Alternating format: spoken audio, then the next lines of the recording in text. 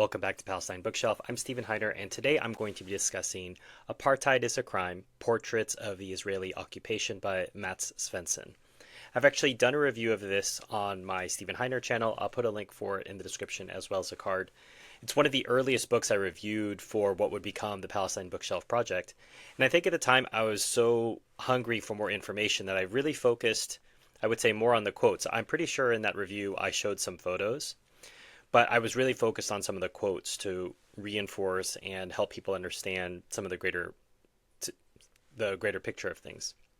So instead, I'm going to focus on the pictures in this review and just show you some of these pictures as well as I can in this video format and read some of the quotes to give you a sense of what Mats is trying to communicate as a photographer and as a journalist of sorts, and to encourage you to get this is a small but really powerful book, and I think it's important. So, and I tried as much as possible to not use pictures and quotes for my first review. So here's the first one.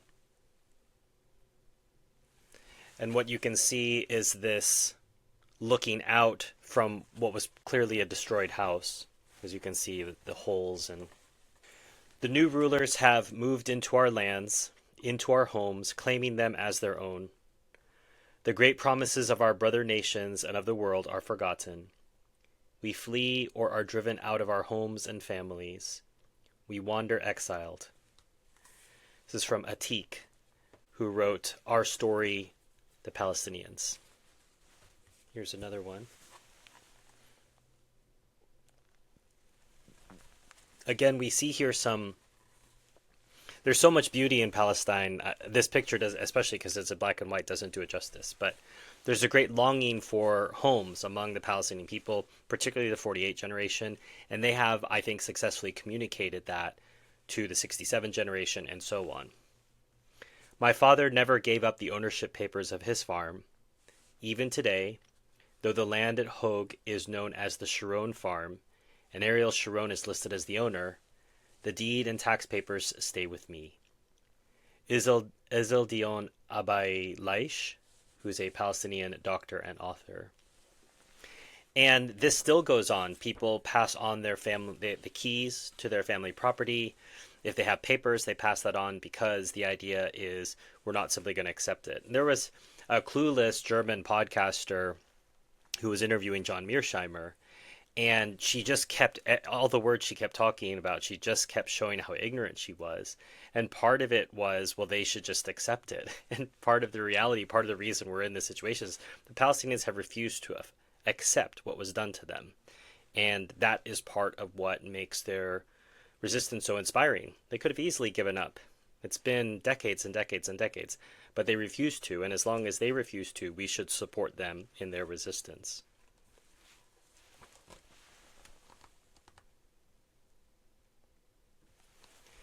So the quote here is from Ramzi Baroud, who wrote a book which we're going to review, I don't know if later this year or next year.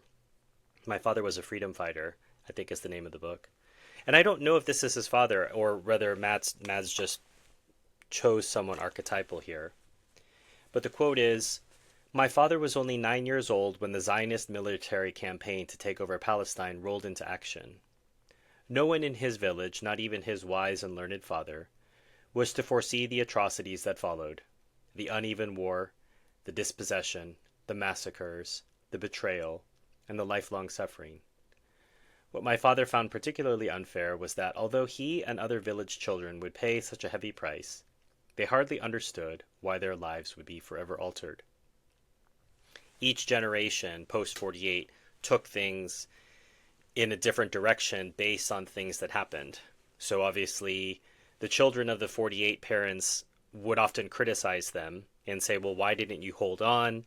We could have fought. And then 67 happened to them, and they started to understand what had happened to the 48 generation and had a little bit more empathy. And then you have, obviously, the battles that the PLO fight, and that militarizes and creates a different generation of Fedayeen, etc. And so each generation of Palestinians, where they are, the circumstances that happen to them and the events that happen change their perspectives on what happened, but it doesn't change their commonality with the previous generations in terms of resistance and fighting for what's theirs and holding on to family memories.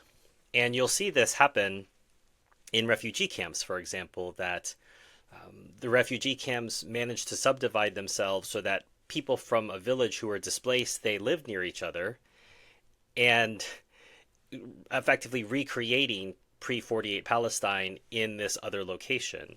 And they would then give detailed stories of their life to their children, so the children almost could imagine it because they had been told it so many times, and then they would consider themselves from that area, even though they were born in exile, born in a refugee camp. And they would say, and we've read this before, Drinking the Sea at Gaza by Amira Haas, she has several of these stories in which someone says, oh, you drive like someone from such and such town. The kid who said that was never born there. He was born in a refugee camp to parents who were from there, but his parents had so successfully given him an impression of how his town was and how the town over was, that he was able to make a joke like, well, you people from that town, you drive like that. And that sense of community and history was not stolen from them. And that's part of the war Israel tries to wage, is they want to destroy any memory. That's why they plant forests over destroyed villages. It never existed, and they pretend it never existed. But Israel's a very recent phenomenon, and it remains to be seen whether it will last.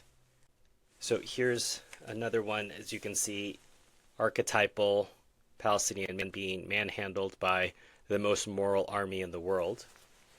The report concludes that the weight of the evidence supports beyond a reasonable doubt the proposition that Israel is guilty of imposing an apartheid regime on the Palestinian people, which amounts to the commission of a crime against humanity, the prohibition of which is considered jus cogens in international customary law. This quote is from the United Nations Report Issue Number 1, Israeli Practices Towards the Palestinian People and the Question of Apartheid.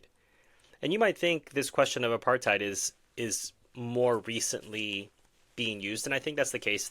Matz's book came out in 2020. But if people think it's recent, it's so recent that it only came after October 7th, it's not true. People were already using this language much earlier, as far back as Jimmy Carter in his 2007 book, Israel, Peace, Not Apartheid. I've done 2 reviews on that. I'll link to at least one of them in the description, as well as a card for it.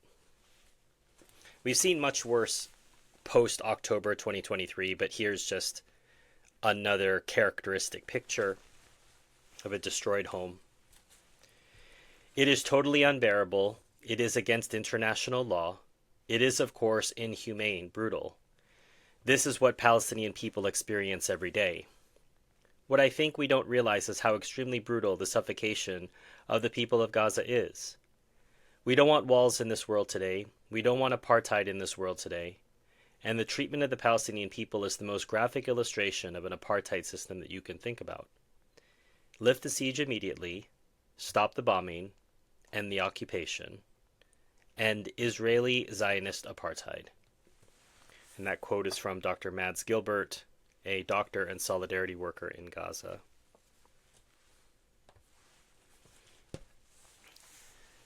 Here's one. Our final image for today is obviously of Palestinian woman speaking up for her country and for her people. And I'm uncertain as to whether the quote is related to this person. I'm happy to be corrected in the comments. So the quote is from Raja Shahade. So if anyone knows if that is Raja, please confirm. I think it's likely. I don't think Mads is going to put a quote on one page and then put a different person on the other. So let me just put that proposition forward. We who had been living under occupation for 10 years were now called on to be Samedin and urged to adopt the stance of Sumud, to stay put, to cling to our homes and land by all means available, to help to combat the collapse of our social and economic fabric caused by the Israeli colonization of our land. So as I said, the book came out in 2020, and I think is a short and very readable, very helpful. As we know, pictures say 1,000 words. It's about 150 pages, lots of photos, in black and white, which gives this stark feeling to it. But sometimes we need those pictures to accompany all the text that we read. So we read a lot of books on this channel. We don't necessarily cover a lot of photo essays, but we have done in the past with a couple of Joe Sacco's graphic novel books. I'll put links to that in the description as well as cards. But I think that maybe taking a break from historical reads and taking a moment to flip through and get a sense of the photography that Matt's put together and the story that it tells, I think is really worthwhile. So if you'd like to support our work, consider hitting like or subscribe, sharing this video with other people who are interested to learn more about what apartheid is and looks like in Israel. If you'd like to buy a copy of the book, I'll put a link in the description. That way, if you buy a copy of the book, you can support the channel that way.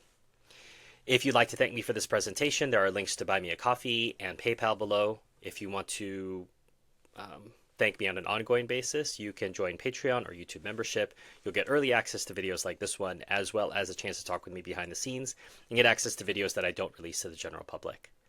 If you'd like to sponsor a book for the future, my Amazon wish list is linked below. There you'll find books not only about Palestine, but on other issues. Obviously, that's for my other channels that I'm involved with. But obviously, if you pick a book from Palestine, buy it, send it my way. I will do my best to review it in a timely manner. As we move towards monetization, which is, let's say, the financial goal of this channel, we want to support the Palestine Children's Relief Fund. You'll see a link to it in the description. Go there, see the work that they're doing. They're a medical charity that helps Palestinian children get medical care who could not otherwise get it. And once the channel becomes monetized, which it can do, the more hours you watch, so you can help the PCRF directly by contributing them or help them indirectly by supporting the channel through watching a lot of videos. And at some point, hopefully, we'll be monetized and we'll be able to give 100% of our profits, however large or small that may be, to the Palestine Children's Relief Fund. As always, until next time, enjoy your reading.